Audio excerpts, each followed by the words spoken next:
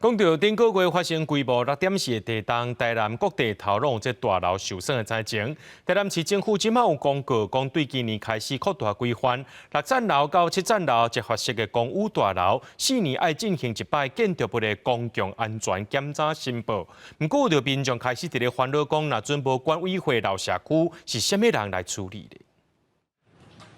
工地人员提应价咧加强内亚大楼的结构，这栋大楼牢固佮爬远10外档，1月30受到地震影响，外墙泰路落落来，撼到停电下骹的2台轿车，肉井嘛有大楼受损。针对大楼，台南市政府宣布，今年要扩大公安申报的范围，乃至7层楼的集合公寓大楼，嘛爱每4档申报一摆。不过，根据统计，全台南有246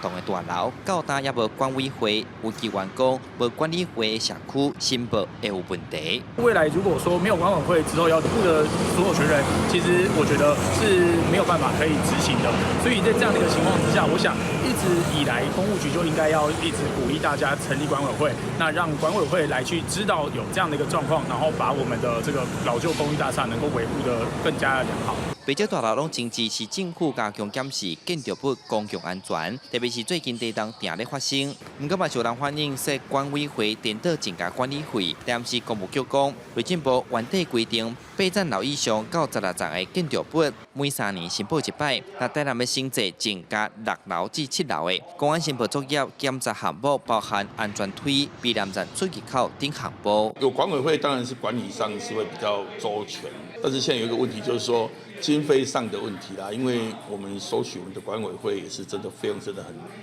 大，公安的部分可能要请政府部门再思考一下，要怎么样去运作。民国93年1月1号以后，领得使用执照者应在今年第1季完成申报，而在 92年12月31号前领得使用执照者，则需在明年第1季完成申报。教育局指出，若也未成立管理委员会公务，会先辅导因成立管理组织，嘛讲起头会先宣导，未来若无照规定完成申报，会以建筑法罚6万到30万块。记者从台南采访报道。